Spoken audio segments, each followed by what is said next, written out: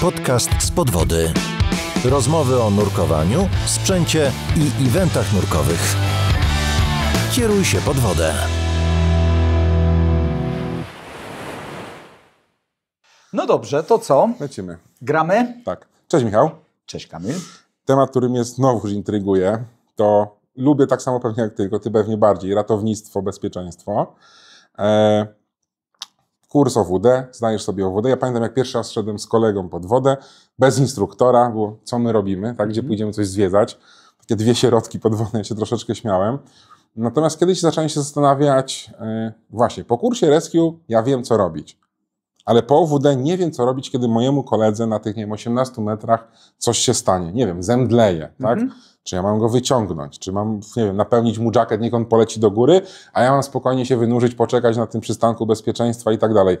Dlaczego nie ma takiego, nie wiem, zaawansowanego, czy takiego głębszego ratownictwa już na poziomie OWD, tylko gdzieś tam w tej drodze kariery nurka trzeba pójść na tego rescue divera. Czy jest coś pomiędzy, a może nie ma i dlaczego?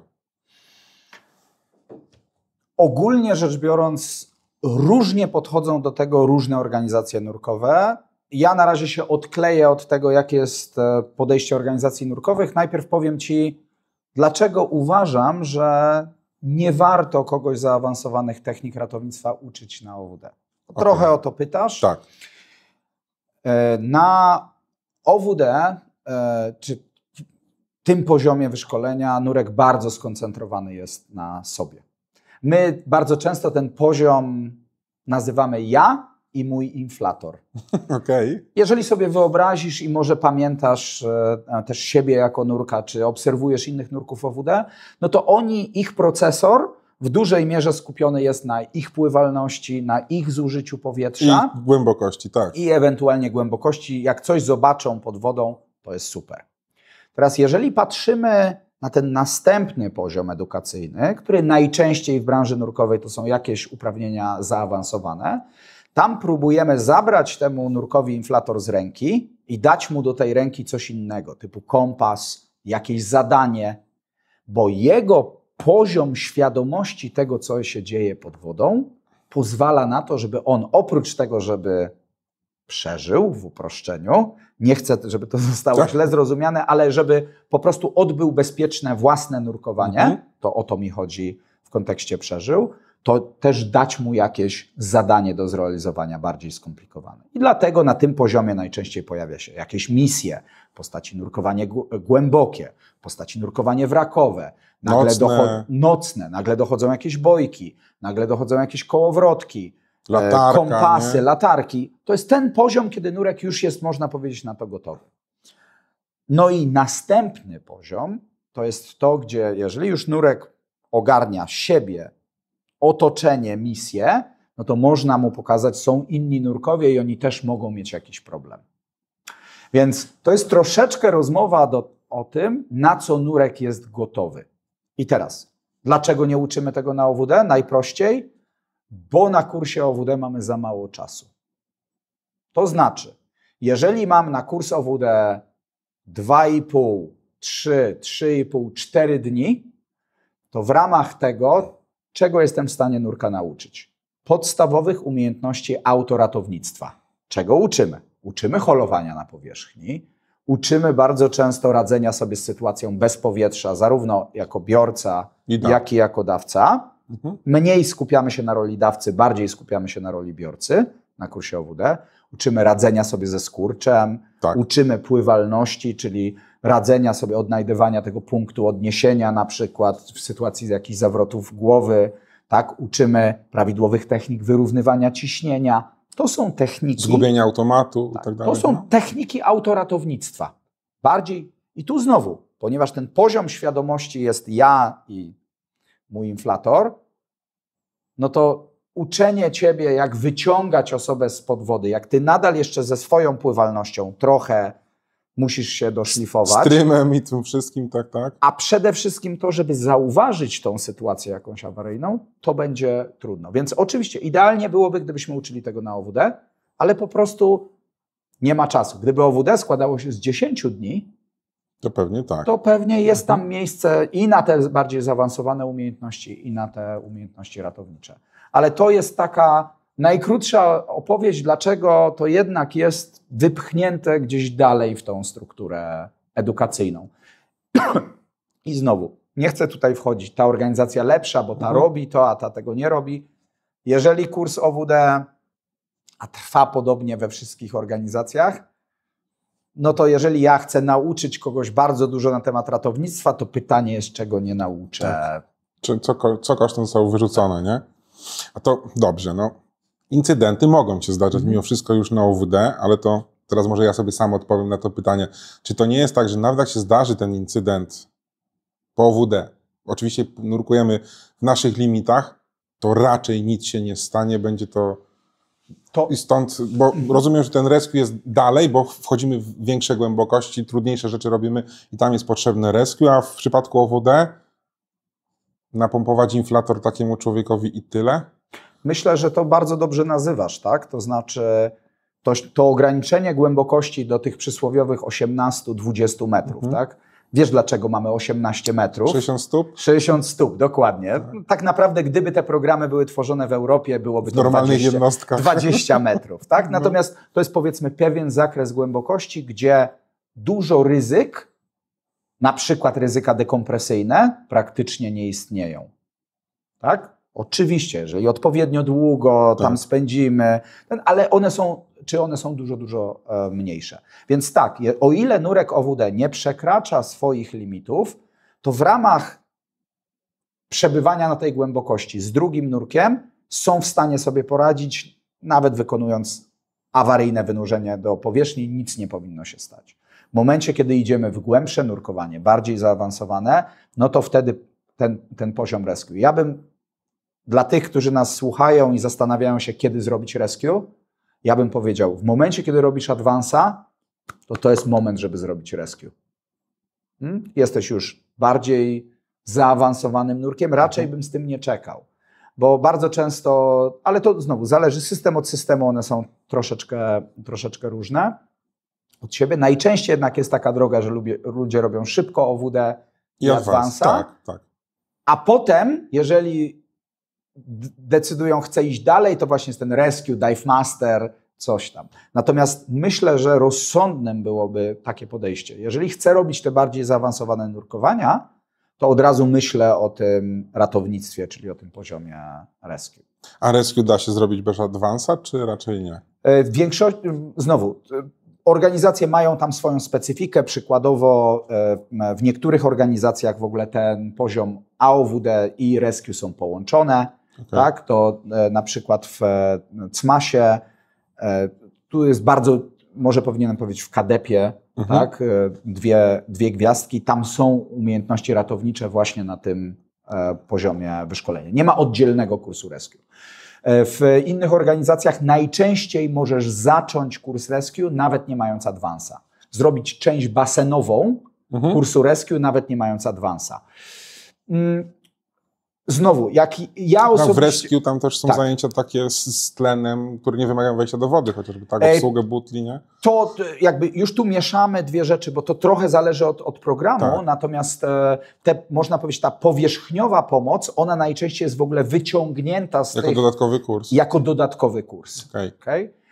Czasem jest umiejętność związana z podawaniem tlenu w ramach już samego kursu rescue, ale najczęściej to jest jednak wyciągnięte gdzieś na bok i realizowane z tym zakresem pierwsza pomoc, resuscytacja i tam też pojawia się pierwsza pomoc tlenowa. Natomiast na co bym bardzo, bardzo zwracał uwagę? To zwracałbym uwagę na to, na ile jest mój ten poziom świadomości szeroki. Jeżeli jest na tyle szeroki, że już chcę robić dalej rzeczy w nurkowaniu, czyli ten advance, to od razu myślałbym o rescue. Ja osobiście nie jestem jako instruktor ogromnym entuzjastą robienie dla osób, które dopiero co skończyły OWD, umiejętności ratowniczych. Próbowałem, robiłem to wielokrotnie, bo robiliśmy to w sytuacji, kiedy nie mieliśmy wód otwartych i trzeba było w zimie po prostu coś zrobić. No i często się okazywało, że ci nurkowie po prostu jeszcze nie byli trochę gotowi na te umiejętności. Stąd też jakby to jest taka duży przeskok, ale jak zaczynamy przykładowo wyciągnięcie nieprzytomnego nurka spod wody, a ja dopiero co opanowałem swoją umiejętność pływalności, to jest mi to po prostu bardzo trudno zrobić. Ale jeżeli już jestem nurkiem zaawansowanym, zrobiłem te kilkanaście nurkowań, na kursie zaawansowanym pracowałem z bojką, czy pracowałem nawet z workiem wypornościowym często, to już mi dużo łatwiej, moja pływalność już jest dużo lepiej opanowana, dużo łatwiej jest mi to wykonywać. Właśnie fajnie mi to przypomniałeś, bo już nie pamiętam początku wody, ale faktycznie to jest ja i inflator, ja i manometr, ja i komputer. Jak się zobaczy rybkę, to naprawdę jest cud. Tak. A zobaczenie tego partnera to jest takie bardzo charakterystyczne i to właśnie często na kursie Rescue nurkowie się tym dzielą. Potem po raz pierwszy widziałem nie to, że inni nurkowie są pod wodą, ale że oni mogą mieć jakieś problemy. Bo my się najczęściej na tych niższych poziomach jesteśmy tak skupieni na sobie samym, że trudno jest nam zauważyć. Albo co najwyżej na tym, czy partner jest obok, kątem oka tam i tak dalej. Teraz rozumiem, dlaczego nie ma rescue, bo to będzie zdecydowanie za trudne dla początkującego nurka. Ale taki nurek OWD, który już tam ponurkował naście razy, był na kilku safari, czuje się pewnie, faktycznie może myśleć o advansie, równolegle z rescue, bo to mu się przyda tak naprawdę. Czy inaczej, bo znowu z biznesowej perspektywy bardzo często advance pojawia się bardzo szybko po OWD, to taki nurek już powinien myśleć o tym, to ja też chcę zrobić rescue. Niekoniecznie, bo bardzo wiele osób też mówi, nie robię rescue, bo nie chcę być dive masterem. Ale umiejętność ratownictwa jakby jest niezależna od tego, czy jestem dive masterem, czy nie, bo może będę musiał pomóc mojemu partnerowi, niezależnie od tego, czy on nurkuje w mojej grupie, za którą ja odpowiadam, czy po prostu jest moim partnerem nurkowym. Albo prościej, po prostu żonie czy dziecku, z którym płyniesz. To prawda. Bo jesteś na safari, tak? To na tym to w sumie tak najbardziej polega. I o tym ja tak naprawdę myślałem, tak? Co się stanie, gdy faktycznie z kolegą na tym, nie wiem, 7. naszym samodzielnym nurkowaniu coś się stanie, tak? To mnie męczyło. Pamiętaj też jeszcze o jednej rzeczy, że jednak branża nurkowa jest w ten sposób zorganizowana, że nurek OWD bardzo często nurkuje pod nadzorem jednak profesjonalisty. Jeżeli sobie popatrzymy na te najpopularniejsze miejsca nurkowe, to nurkowie OWD, nawet adwansi, oni rzadko kiedy są bez tego przewodnika. My mamy te specyficzne warunki, mamy trudne warunki w Polsce, gdzie nie ma wymogu nurkowania z przewodnikiem i tym bardziej warto pomyśleć, OWD, advance, no to już od razu myślę rescue. I po jakimś czasie, jak zrobiłem odcinek z Frankiem, to Franek powiedział, że nurkowanie to nie jest spoder ekstremalny. Jak siedzimy sobie na tych 10 metrach w szuwarkach w sierpniu, bo jest ładnie, to w sumie naprawdę to się nic nie stanie. Nie? No, sytuacje awaryjne, jakby bardzo często próbujemy za dużo na ten temat powiedzieć, to znaczy przykładamy ogromną uwagę do tego, że to jest tak ważne, to jest najważniejsze. No, prawda jest taka, że sytuacje awaryjne zdarzają się rzadko w nurkowaniu, ale powinniśmy być na nie przygotowani. Więc to jest trochę takie zbalansowanie moich umiejętności jako nurek i niezapominanie o umiejętnościach ratowniczych. Wydaje mi się, że też takim ważną rzeczą tutaj do poruszenia jest to, jak często te umiejętności ćwiczę. Bo jeżeli pomyślimy sobie o tym, że zrobiłam kurs rescue, ale nigdy tych umiejętności nie ćwiczę, no to tutaj... To jest dobrze, że o tym mówisz, bo ja mam KPP. One jest chyba 5 lat ważne. 3 lata? Czy tam 3... Właśnie, wiesz, nawet nie pamiętam. I ostatnio, jak właśnie komuś udzielałem pomocy, to troszeczkę to trwało aż... Jak tego nie używasz codziennie, tak, to... Nawet nie tyle, wiesz co, codziennie, bo jakby to jest działka, musimy na ten temat nagrać oddzielny odcinek, co nurek powinien wiedzieć i umieć w zakresie tych podstawowych zabiegów resuscytacyjnych, pierwszej pomocy, czy nawet kwalifikowanej pierwszej pomocy, o której wspomniałeś, czyli tych uprawnień KPP. Natomiast jeżeli ja tego w rozsądnych okresach nie odnawiam, to się zapomina. Poprzez rozsądne okresy mogę powiedzieć, że to jest 3 do 6 miesięcy. Fajnie by było sobie jakiś mini scenariusz czy mini umiejętność przećwiczyć. Jedna rzecz tylko ważna. Jeżeli pojedziesz na safari nurkowe i na początku nurkowania wpadniesz na pomysł, że to będzie ten moment, kiedy przećwiczysz scenariusz ratunkowy i zobaczysz, jak wszyscy się zachowają, to nie jest właściwy sposób. Ale jeżeli powiesz swojemu przewodnikowi, słuchaj, na koniec nurkowania chciałbym przećwiczyć z moim partnerem wynurzenie na alternatywnym źródle powietrza. Jest ok? Na pewno oni też będą z tym ok. Może pomogą, czy na przykład procedurę udzielania pomocy nurkowi na powierzchni. Może ci podpowiedzą, w tym miejscu nie jest to za dobre, no bo zostawanie za długo na powierzchni ze względu na rekiny, które się krącą, może wybierzmy sobie inne miejsce. Albo prąd, który ci gdzieś zepnie. Dokładnie. Natomiast warto też o takich umiejętnościach pamiętać, bo z reguły bardzo ćwiczymy się jako nurkowie, a trochę, nawet jeżeli zrobiliśmy najlepszy kurs rescue, to za 3, 6, 12 miesięcy już nic tam nie będzie. Tak? Będziemy pamiętali pewne koncepcje, ale nie będzie po prostu... Tej pamięci mięśniowej, co, jak, gdzie, kiedy. Tak, tej słynnej pamięci mięśniowej, a tak naprawdę jest to motoryczna umiejętność, która wymaga po prostu wielokrotnych powtórzeń. I jeżeli je w miarę regularnie robimy, nie na każdym nurkowaniu, ale co 3, 6, 12 miesięcy, no to jesteśmy w stanie utrzymać się w jakiejś biegłości.